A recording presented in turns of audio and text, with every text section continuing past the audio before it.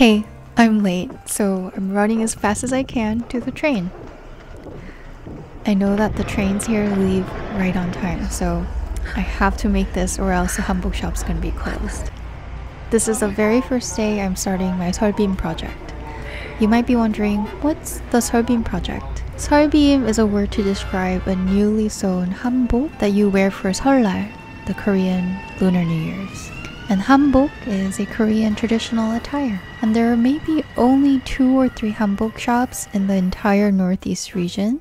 And I'm going to one of the best here in Queens, New York. Before we head in, let's grab some coffee. I have my biggest fan and supporter here with me, who's here to help me film and help me pick out the hanbok. Down the street from this coffee shop is the hanbok shop with an enormous collection of beautiful hanboks. And the shop is called Hanbok Story. See the hanboks on display? I don't know if you've ever seen a hanbok before, but this is pretty much what they look like. Usually the traditional hanboks come in a cropped, long sleeve top and a long, beautiful, voluminous skirt. And the very expensive, beautiful ones are made in silk, but they also come in a lot of different materials.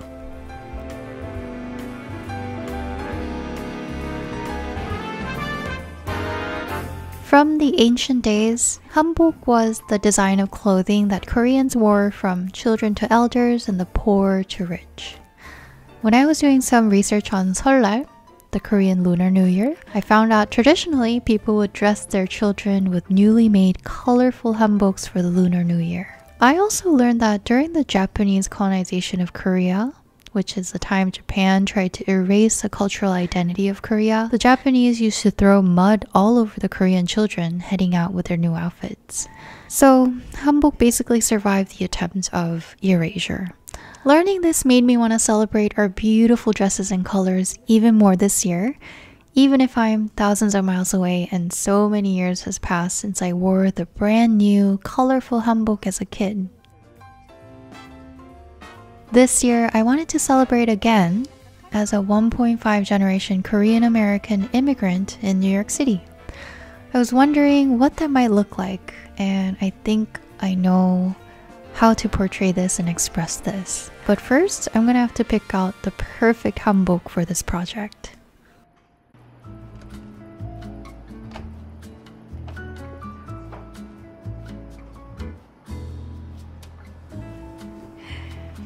Do you guys like this one? This is really the first hanbok that I tried on, but I was loving it already. We're gonna try on with a different top this time. And the great thing about hanbok is that the mixing and matching of different colors of the top and the skirt is literally endless. And because I'm a little bit challenged with color matching, the owner, who's also a hanbok designer who had a terrific eye for these things, was so kind enough to keep changing and helping me try on so that I can decide on the best hanbok for the shoot. Since the red is so strong, the navy top is a maybe.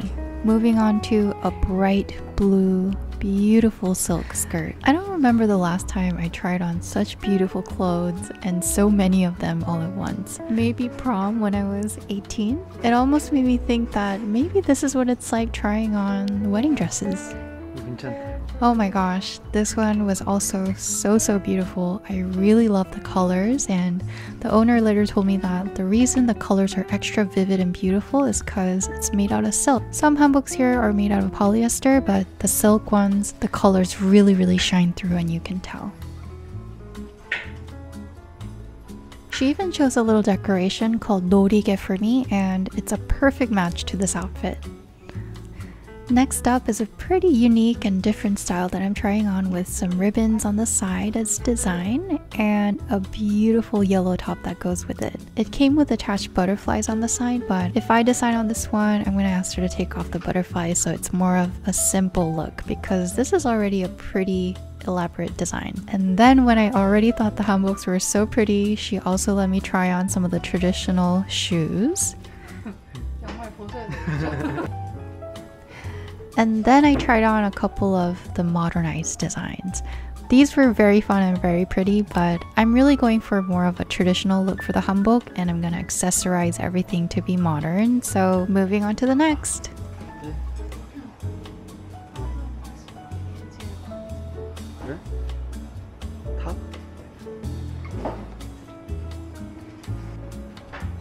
And I wasn't exactly planning on trying on the bright pink, but since Barbie was really in last year, I thought it could be a cool crossover, and I tried it on, and I don't know, we shall see about this one. And last but not least, I guess this is second to last, I'm trying on this gorgeous deep blue greenish skirt with a royal red color. This color combination is giving like Korean royal family, and it's so luxurious, so pretty. I really fell in love with this combination. So now that I've tried everything on, I just had to decide which ones I was going to rent for the photo shoot. I really couldn't decide, so in the end I did a poll on Instagram, and I also did a little poll on YouTube Shorts too. I don't know if you guys came from this video, but there was definitely a crowd favorite, and I definitely got that one, and then I rented an additional 2. So let me know what you guys think I rented. You can kind of see it here as she's packing it up for me. And I kind of got to know the owner a little bit. She said I could film the studio and film her as well, and she's telling me that there's a documentary about her on YouTube, and you can search Chung Yu Chung or Hanbok story and you'll be able to see the short film that's out on YouTube. I have yet to see it, so I'm really excited to go home and check it out, and you guys should too. If I find the video, I'm going to try to link it in the description below so you guys can enjoy it too. If I don't have it in the description, that means I couldn't find it, so whoever sees the documentary about her, please share in the comments so we can all enjoy it too. Since we were in Flushing already, we couldn't not get Korean food, so we went to this restaurant called Tongsamgyap and got Korean barbecue. If you guys are this far into the video, thank you guys so much for watching, and I am so happy to be able to document and share with you guys how this passion project all started. It kind of started with an inspiration by somebody else's art, and in the next video I want to share with you guys the inspiration, why I'm doing this, and the mood board and everything like that. So tune in for more behind the scenes. So right now, as I'm making this vlog, at this point we've completed the photo shoot, I've received the edits, and I really love how this whole project turned out. So I'm gonna start sharing them on Instagram, so if you want to see some of the photos that are already released, feel free to head over to Cafe Maddy on Instagram and see the photos that are already out. Otherwise, I'll see you guys in the next vlog where I actually go into the streets of New York in my 3 beautiful hanbok outfits for the Seolbeam project. See you soon!